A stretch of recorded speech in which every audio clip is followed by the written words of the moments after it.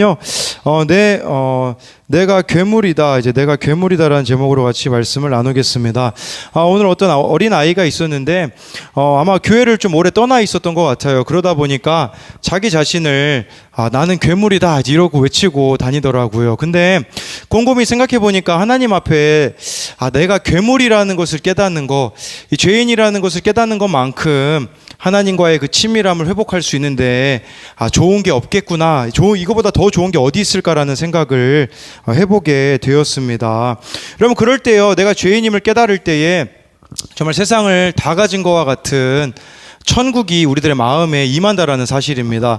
제가 이번 주에 제 외사촌을 만났는데요, 외사촌이 미국에서 힘들게 공부를 하고 있습니다. 너무 외롭다고 하더라고요. 근데 그 외사촌에게 해줬던 이야기가 무엇이냐면, 한국에 있을지 미국에 계속 남을지 고민하고 있다길래 제가 더 힘든 길을 선택하라고 했습니다. 왜 그러냐면, 한국에 만약에 오게 되면 이 아이는요, 하나님을 의지할 가능성이 희박하겠더라고요. 근데 미국에서는요, 이렇게 너무 힘들다 보니까 주말에 교회를 찾아갈 수밖에 없고, 그래서 제가 그런 얘기를 해줬어요. 환경과 상황이 문제가 아니다.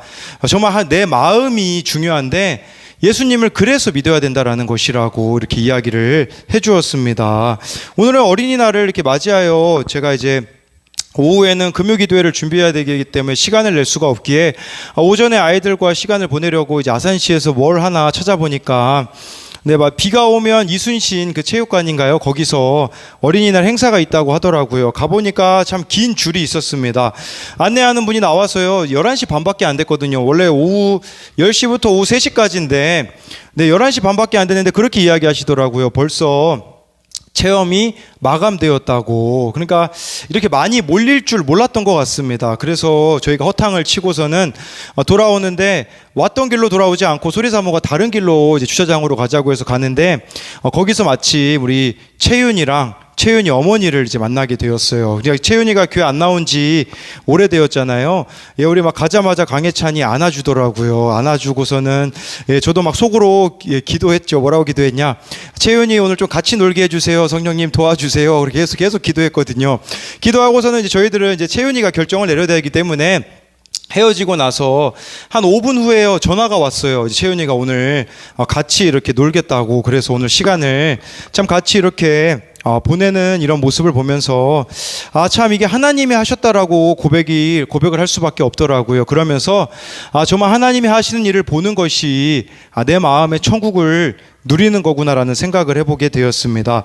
또 한 가지는요, 하나님의 뜻대로 살아갈 때에 그때 천국이 우리들 가운데 임한다는 사실입니다. 여러분, 어제 뉴스 기사 중에 감사한 소식이 있습니다. 매년 서울 광장에서 퀴어 축제가 있지 않습니까? 그 동성애자들이 모여가지고요, 막 퍼레이드를 하고, 제가 실제로 가서 보지 않았습니까? 가면 막 거의 옷을 벗다시피 하고, 그걸 서울시청 그 한 광장에서 그렇게 하니 얼마나 많은 사람들이 그것을 보겠습니까? 그런데요, 이번 연도는 서울광장에서 못 열게 되었습니다. 서울시가 8년 만에 불허한 것입니다. 기사에 의하면요, 서울시는 관련 조례에 따라 적법하게 내린 결정이라는 입장입니다. 이 퀴어 페스티벌을 하려는 사람들이요, 6월 30일부터 7월 1일까지 서울 이 광장을 자신들이 사용하겠다라고 신청서를 냈는데요, 같은 날 기독교 단체 CTS 문화단체도요, 6월 30일부터 7월 1일까지 청소년 청년을 위한 회복 콘서트를 열겠다라고 이제 겹치게 된 거잖아요. 그래서 서울시가요, 양측에 같은 날 중복 신청이 들어왔으니 행사 날짜를 조정할 의사가 있느냐라고 했을 때 둘 다 조정할 의사가 없다라고 하였습니다. 그래서 시민위원회가 열렸는데 제적위원 12명 중 과반수 출석에 과반수 찬성으로 의결되도록 되어 있는데요, 그날 9명이 이렇게 출석한 9명 전원이 어린이와 청소년을 위한 행사인 CTS 문화재단 행사를 찬성하겠다고 서울시는 전했습니다. 지금 다른 나라만 봐도요, 동성애가 다 합법화되어지고 불법이 아닌 세상을 살아가고 있지 않습니까? 그럼에도 불구하고 아직은 희망이 있음을 보게 되어지는데, 그렇다고 우리가 이게 끝이 아니에요. 아마 다른 지역에서 열릴 수도 있고요. 방심하지 말고 끝까지 하나님 앞에 하나님의 뜻을 구하며 우리가 나아가야 한다라는 것입니다. 예, 어제와 오늘 레위기 말씀은요, 속죄제에 대한 말씀입니다. 속죄제는요, 내가 죄를 지었음을 깨달았을 때, 더 구체적으로 말씀드리자면 내가 죄인임을 깨닫게 되었을 때 드리는 제사였습니다. 대제사장이나 제사장이 죄를 지었을 때는요, 온 회중이 죄를 지었을 때와 동일한 제물과 동일한 제사 방식을 드렸습니다. 이걸 보면서 제사장과 회중이 범하는 죄의 크기가 같구나라는 생각을 해보게 되었어요. 여러분, 예수님이요, 여러분들을 세상의 소금과 빛이라고 하셨거든요. 이것은 무슨 말이냐? 나 한 사람이 너무나도 중요하다라는 사실이에요. 예전에 이문미 선교사님 묵상을 들은 생각이 났는데요. 이 선교사님은 택시를 타면요, 항상 거스름돈을 받지 않고 택시기사분에게 5만 원짜리를 주신다고요. 이거 주시면서 그렇게 이야기하신대요. 이거 꼭 가셔서, 교회 가셔서 헌금하시라고, 안 그러면 마음에 계속 찔림이 있을 거라고 이야기를 하고 내리신다고 하더라고요. 근데 어느 날은 이 기사분이요, 이런저런 이야기를 하다가 교회 안 다니는 이유를 이야기하셨대요. 왜 교회를 안 다녔냐? 교회를 갔는데요, 누가 신발을 신고 가버린 겁니다. 그러니까 그때부터 이거 뭐 예수 믿는 사람이 이거 신발도 그냥 갖고 도망가 버리네 해가지고, 그때 이문미 선교사님이요, 신발 값을 주시면서 예수님을 꼭 믿으시라고 이야기를 했다고 합니다. 마가다락방 그 기도원의 광고를 제가 가끔 이렇게 듣게 됐는데, 그런 광고를 하시더라고요. 꼭 자기 신발을 신고 가시라고. 예, 그렇게 은혜 받고서는 남의 신발을 신고 가니, 오죽하면 박보영 목사님이 그렇게 얘기하시더라고요. 혹시 누가 신발 훔쳐갔으면 맨발로 내려가시라고, 그게 하나님이 기뻐하시는 모습이라고 하더니, 결국은 어떻게 됐냐, 신발장에 CCTV를 설치했다는 광고를 제가 듣게 되었거든요. 참 이런 모습을 보면서 너무 우리가 나 하나쯤이라는 일은 아니라는 생각이 우리들 가운데 자리 잡고 있구나라는 생각을 해보게 되었습니다. 지금까지 많은 이들에게 선한 영향력을 끼치는 비글 부부라는 이 채널을 운영하시는, 유튜브 채널을 운영하시는 그 황태한이라는 이 분이요, 새롭게 하소서에서 나와서 간증한 내용을 제가 들은 적이 있습니다. 그 간증 내용이 무엇이었냐면, 어떻게 해서 당신이 예수님을 믿게 되었습니까? 라고 묻자 그렇게 이야기하셨어요. 어머니가요, 이 아들에게 바라는 게 하나밖에 없대요. 예배 잘 드리는 것밖에 없었다고요. 그러니까 어머니한테 막 잘 보이려고요, 모든 예배는 다 가서 드렸다고 하더라고요. 그 예수님을 믿게 된 것은 엄마가 가장 기뻐하는 게 예수 잘 믿는 것밖에 없었기 때문이라고 말하는 것을 보면서, 여러분, 우리의 소망이, 우리가 자녀를 향한 그 소원이 예수님 믿는 것만 된다면 조금은 달라질 수 있지 않겠습니까? 이번 주에도요, 어느 집사님이 이야기하시는 걸 들었는데요, 자녀에게 원하는 것이요, 좋은 성적이 아니라 교회 나오는 거래요. 우리 누구였냐면 우리 임수진 집사님이, 우리 경식이가 이제 시험 기간이라서 시험 잘 보면 엄마 뭐 해주겠냐라고 묻자, 엄마가 시험 잘 보는 것으로는 소용이 없고 교회 나오면 원하는 걸 해주겠다라고 이야기를 하시는 그 모습을 보게 되었고요. 또 우리 김병환 안수사님에게 전화가 또 수요일날 왔어요. 우리 김동규가 수요예배 나왔는가 이걸 물어보시더라고요. 그래서 동규가 약속을 했는데 수요예배 나왔다고 이야기를 드리니 기뻐하시는 모습을 보게 되었습니다. 마찬가지로요, 우리 한 사람이 이 역할이 가정에서나 교회에서나 세상에서 너무나도 중요하다라는 사실입니다. 우리 오늘 말씀 22절 23절을 계속해서 읽어보겠습니다. 시작. 만일 족장이 그의 하나님 여호와의 계명 중 하나라도 부지 중에 범하여 허물이 있었는데,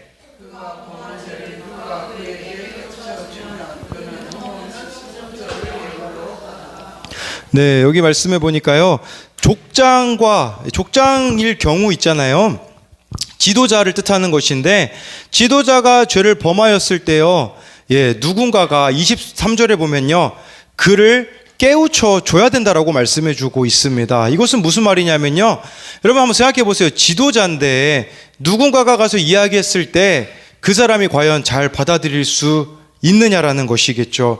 그러면서 제가 떠올랐던 사람이 한 명 있습니다. 누구냐면 사울 왕입니다. 이스라엘 초대 왕 사울 왕은요, 지도자였지 않습니까? 자기 마음대로 하다가요, 마지막 기회를 주세요. 하나님이 아말렉을 진멸하라. 그랬는데 이 사울 왕이 어떻게 합니까? 좋은 것들은 다 남겨두고요. 심지어 아말렉 왕도 살려서 이스라엘로 데리고 옵니다. 왜 살려 데리고 왔겠습니까? 이스라엘 백성들 앞에서 직접 죽이는 모습을 보여줘야 내가 왕으로서 뭔가 권위가 서기 때문이었던 것이죠. 그랬을 때요, 하나님께서요, 사무엘 선지자에게 가르쳐 주세요. 가르쳐 주시는데, 이 사울 왕은 무엇을 하고 있었는 줄 아십니까? 이스라엘로 돌아와서요, 기념비를 세우고 있었습니다. 내가 아말렉을 이겼다 라고 그렇게 기념비를 세우는, 정말 하나님의 그런 인도하심을 전혀 받지 않는 사울 왕의 모습을 볼 수가 있습니다. 그 와중에요, 사무엘 선지자는 어떻게 한 줄 아십니까? 우리 사무엘상 15장 10절 11절 말씀을 같이 보겠습니다. 사무엘상 우리 15장 10절 11절 말씀 같이 보겠습니다. 시작. 여호와의 말씀이 사무엘에게 임하니라. 이르시되 내가 사울을 왕으로 세운 것을 후회하노니 행하지 아니하였음이니라 하신지라. 사무엘이 근심하여 온 밤을 여호와께 부르짖으니라. 여러분, 하나님께서요, 사울을 왕으로 세운 걸 후회하셨다고 사무엘에게 말씀하십니다. 사무엘이 어떻게 합니까? 밤새 울부짖었다고 하잖아요. 사울을 위해 밤새 기도한 것이 아니겠습니까? 또 한 가지는요, 제가 봤을 때는 이렇게 밤새 기도한 것은 이제 사울에게 가가지고 잘못된 것을 이야기해 줘야 되는데, 사울이 받아들이지 않을 경우는 목숨을 거는 일이 아니겠습니까? 정말 이 사무엘이 그렇게 하나님 앞에 매달리는 이 모습이 우리들의 모습이어야 한다라는 것입니다. 우리는 너무 다른 사람을 지적하기만 좋아합니다. 그런데요, 여러분, 사무엘이 가가지고 사울에게 그 이야기를 하거든요. 순종이 제사보다 낫다라고 하는데, 근데 우리는 이 말하기만 좋아하는 것 같습니다. 누군가가 잘못된 거 있으면요, 그냥 가서 이게 잘못됐습니다, 그게 중요한 게 아니에요. 이 11절이 중요한 거예요. 누군가에게 그 사람이 진짜 돌이키기를 원한다면요, 밤새 그 사람을 놓고 부르짖고 나서 그 사람에게 나의 삶을 내어주고 나서 해야 되는 것이지, 우리 그리스도인들이 너무 말만 잘하고 있기 때문에 사람들이 너나 잘하라고 말하는 것이 아니겠습니까? 그렇기에 정말 지도자된 그들을 돌이키기 위하여서 우리들에게 필요한 것은 이 사무엘처럼 하나님 앞에 그 영혼을 위하여서 기도해야 한다라는 것입니다. 여러분, 오늘 말씀으로 돌아와 보면요, 족장 지도자가 부지 중에 범한 죄가 있다고 말씀해 주고 있습니다. 여러분, 이제는 우리의 입장에서 한번 생각해 보자라는 것이죠. 누군가가 여러분들에게 죄를 지적하였을 때에, 내일 큐티 본문에 보면요, 나와 있어요. 누가 잘못하는데요, 우리가 가만히 있는 것도 방관죄라고 내일 큐티 본문에 보면 나와 있거든요. 그 사람이 자복할 수 있도록 도와주라고 하는데, 우리 입장에서 보자라는 거죠. 누군가가 여러분들을 찌르는 말을 했을 때, 그때 여러분들은 과연 돌이키고 있느냐라는 것입니다. 돌이킨다라는 것은요, 이렇게 생각해 보셔야 돼요. 내가 십자가 앞에서 최근에 언제 회개하셨습니까? 이거를 봐야 한다라는 것이죠. 너무 우리는요, 듣고 싶을 말만 들으려고 하기 때문에 정작 들어야 할 말을 듣지 않기에 영적 맹인이 되어버리고 영적 귀머거리가 되어서 내가 하나님과 바르게 가고 있다라고 착각한다라는 것을 기억하셔야 된다라는 것입니다. 그러니 여러분, 아무리 말해줘도 소용이 없고 절대 바뀌지 않을 것 같은 사람으로 여겨지고 있지는 않는가를 봐야 한다라는 것이죠. 제가 목사로서 좀 보지 말아야 될 TV 프로그램이긴 한데, 무엇이든 물어보살이라는 프로그램이 있더라고요. 거기 보면 서장훈하고 이수근에게 와가지고 막 상담을 합니다. 근데 어느 부부가요, 그렇게 얘기해요. 제가 그 프로그램 앞부분만 봅니다. 뭐 점괘 나오는 건 안 봅니다. 그래도 목사로서의 양심이 있기 때문에 무슨 고민을 사람들이 갖고 있나 궁금해가지고 보는데, 어느 부부가요, 이혼하고 싶다고 이제 찾아왔어요. 이혼하고 싶다고 찾아와가지고요, 보니까 아내는 남편의 마음을 너무 모르고 남편은 아내의 마음을 너무 몰라요. 그래서 나중에 서장훈 씨가 우리말로 말하자면 뭐라고 처방을 내려주는 줄 압니까? 이렇게 얘기해요. 서로에게 그렇게 외치래요. 내 탓이요, 내 탓이요 이렇게 외치면 해결될 수 있대요. 보니까 진짜 그렇더라고요. 남편은 남편의 눈으로만 아내를 바라보기 때문에, 아내는 아내의 눈으로만 남편을 바라보기 때문에 해결이 되어지고 있지 않은 것이죠. 예, 그러면서 나의 모습을 보는 것이 변화의 시작이구나라는 생각을 하게 되었습니다. 여러분, 이런 변화가 일어나기 위하여서는요, 여러분들을 위해 기도해주는, 여러분들을 사랑해주는 사무엘과 같은 영적 지도자 또는 교회 공동체 지체들의 이야기를 잘 들어야 한다라는 것이에요. 여러분, 밖에서는요 포장할 수 있습니다. 공동체 안에서는요 절대로 포장할 수 없음을 저와 여러분들이 기억해야 한다라는 것이겠죠. 그렇다면 공동체에서 굳이 왜 우리가 이런 이야기를 들어야 되는가 생각이 들 수가 있겠죠. 유기성 목사님이 쓰신 서로 사랑하자, 우리 서로 사랑하자라는 책에 나오는 내용입니다. 제가 예전에도 한번 말씀드렸는데요, 독일 다름슈타트에는요 전 세계에서 온 200여 명의 자매들이 모여 매일 정오 때마다 세계를 위한 중보기도와 주님의 고난에 동참하는 고난 예배를 드리며 예수 그리스도의 정결한 신부가 되고자 모이는 마리아 자매회가 있다고 합니다. 유기성 목사님이 독일에 갔다가 그 공동체에 방문한 적이 있다고 해요. 그런데요, 이 공동체가 너무 특별한 일과가 한 가지 있는데, 그것은 무엇이냐면요, 저녁 예배 시간이 끝나잖아요. 모두가 모여서 빛 가운데 교제의 시간을 갖는다고 합니다. 이 빛 가운데 교제의 시간은요, 하루 종일 같이 지내는 동안 곁에 보았던 이 지체들을요 본인에게 이야기해 주는 거예요. 그러니까 우리로 말하자면 상대방이 하루 동안 어떻게 살았는지를 이야기를 해주는 것이라고 볼 수가 있는 것이죠. 아침에 봤을 때 얼굴이 어두웠다라는 등, 식사를 할 때 당신이 이런 말을 했다, 그렇게 하루 동안 있었던 일을 본인에게 다시 알려준다라고 합니다. 그러면 그것을 듣고서요 상대방이 이렇게 이야기한대요. 아, 내가 그렇게 보였구나, 나도 모르는 사이에 그런 말을 했구나 하고 깨닫고요, 하나님 앞에 분명하게 회개하도록 도와주는 것이라고 합니다. 여러분, 그들은 왜 그렇게 할까요? 1944년에 마리아 자매회가요 다름슈타트 처음 공동체 건물을 지을 때가 세계 2차 대전이 끝나갈 무렵이었다고 합니다. 독일이 패망하지 않았습니까? 그러다 보니까 이 패망한 독일에서 이 공동체 건물을 지으려니까 마음이 너무 두려웠다고 해요. 고민이 된 거죠. 왜 우리들의 마음은 이렇게 두려운 것인가? 그러다가요, 혹시 우리가 마음에 회개할 것을 가지고 있기 때문은 아닌가라며 모여서 회개할 것을 고백하는 시간을 가졌다고 합니다. 매일같이 모여 하나님 앞에 회개할 것이 조금이라도 있으면요 그 자리에서 자신의 죄를 고백했는데요, 놀랍게도요 그렇게 고백하고 나면요 마음이 담대해졌다고 합니다. 하나님과 나 사이에 막힌 게 없어서 밤에는 편안하게 잤고, 아침이 되면 감사한 마음으로 또다시 건물을 지으며, 아, 우리가 이렇게 늘 우리 자신을 하나님 앞에 빛 가운데 내놓고 사는 것이 정말 놀라운 축복이고 능력이구나 라고 깨달은 것이라고 합니다. 여러분, 우리 공동체도 이러면 얼마나 좋겠습니까? 서로에 대해서 사랑으로 이야기해 줄 수 있고, 서로가 그런 이야기를 들었을 때 회개의 기회로 삼는다면, 근데 안타깝게도요 많은 한국교회가 이 기회를 놓쳐버렸습니다. 그러니 조금만 안 좋은 이야기 들으면요 다른 교회로 옮겨버리는 현상이 일어나지 않겠습니까? 다른 교회에 옮기면 가능하겠습니까? 아니에요. 거기서도 여전히 자신의 모습을 보지 못한다라는 것을 기억해야 돼요. 그런 의미로 보자면요, 여러분, 우리의 죄가 누군가에게 드러나는 것은 축복입니다. 왜 그런 줄 아십니까? 나중에 하나님의 심판대 앞에서 드러나면요 돌이킬 수가 없어요.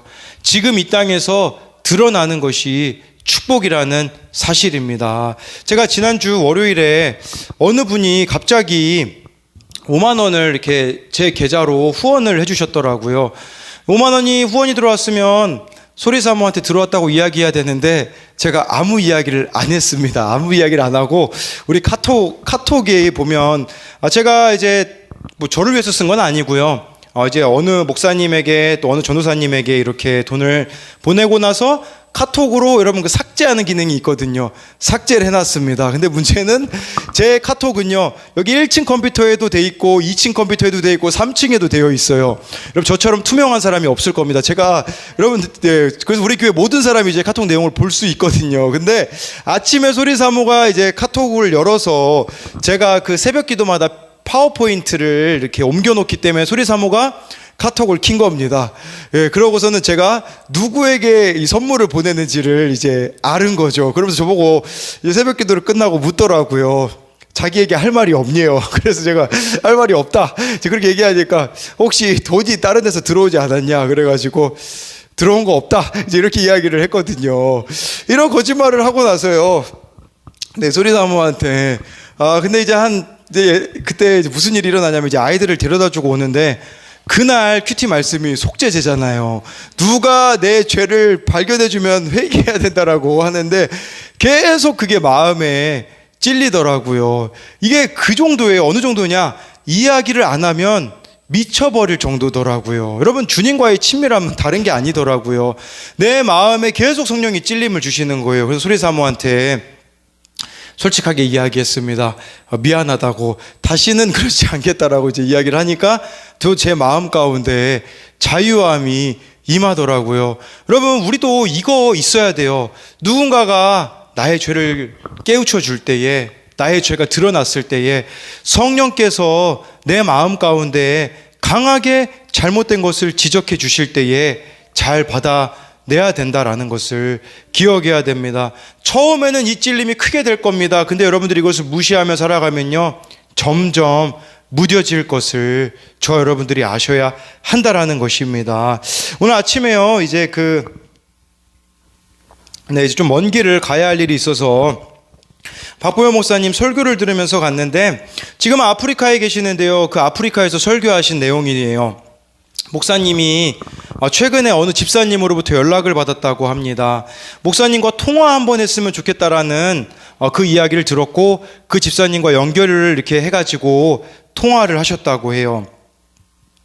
그분은요, 조현병인 친구를 아무 상관도 없는데 25년, 거의 30년 동안 돌보고 있는 분이었다고 해요. 이 집사님이요, 자기 친구가 조현병인데 그 분열이 일어나는 거잖아요. 30년 동안 돌보고 있는데요, 때로는 그 친구한테 맞아서 몸이 붓기도 하고, 자동차를 갖다가 이 친구가 부수기도 하고, 온 동네에 소리 지르기도 하고, 어려운 힘든 고난의 시간 동안에 어쩌면 이렇게 건강한 신앙을 가졌을까 목사님이 생각했다고 해요.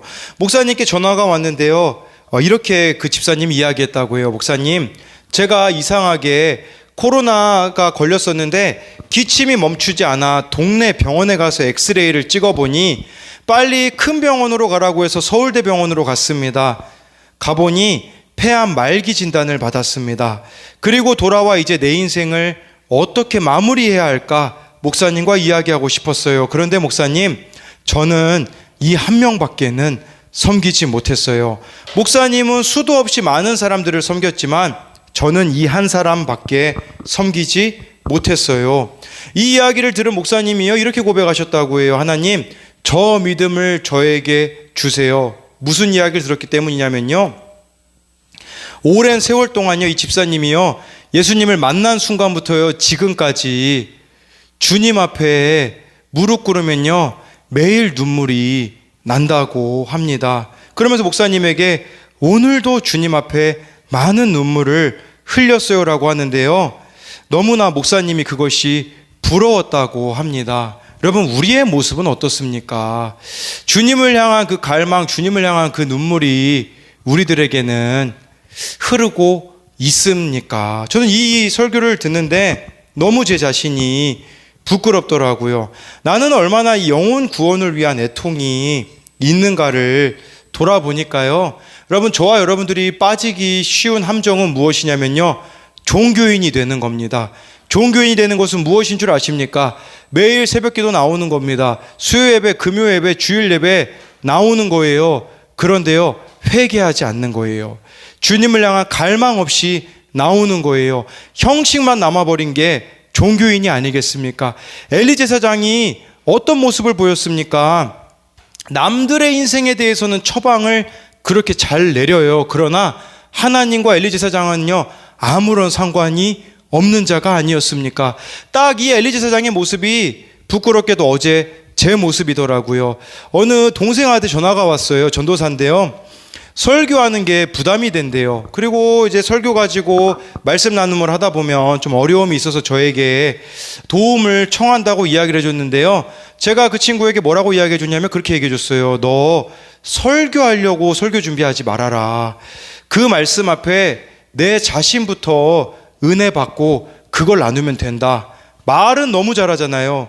근데 제가요, 그냥 설교하려고 말씀 보고 있었던 제 모습을 보면서 이렇게 말로는 너무 잘하지만, 말로는 이렇게 살아가라고 하지만 내 실상은 조금도 보지 못하는구나 라는 것을 보게 되었습니다. 제게 있었던 일 한 가지만 말씀드리고 마치려고 하는데요. 네, 5월 20일에 토요일인데요. 우리 교회에서 켈라 워십 팀과 그 연결이라는 링크라는 주제로 1일 수련회를 기획하는 중에 있습니다. 이제 수요일마다 리더들이 모여서 회의하고 기도하고 있는데 이번 수요일에도 모였습니다. 네, 이렇게 상황을 듣는데요. 원래 서울에 있는 어느 교회에서 이제 한 20명 정도가 오기로 했는데 취소되었다라는 이야기를 들었습니다. 네, 그게 저에게는 갑자기 불편함으로 다가오더라고요. 그러면서 갑자기 제 머릿속에 그런 생각이 들더라고요. 이번 수련회는 몇 명이나 모일까 하는 생각이 들더니요, 왠지 많이 모이지 않을까 하는 불안감이 몰려왔습니다. 그러면서 좋지 않은 생각으로 이어지더라고요. 제가 그날 설교하거든요. 왠지 내가 설교하면 많이 안 올 것 같은데 유명한 목사님이라도 모셔야 되지 않는가? 갑자기 이런 생각이 들기도 하고요. 제 마음 가운데 답답함과 불안함이 있었습니다. 그런데요, 오늘 하나님께서요, 떠올려주는 말씀이 있었거든요. 우리 역대상 21장 1절 말씀을 한번 같이 보도록 하겠습니다. 구약성경 역대상 21장 1절 말씀입니다. 역대상입니다. 네, 역대상 21장 1절 말씀을 같이 보도록 하겠습니다. 시작.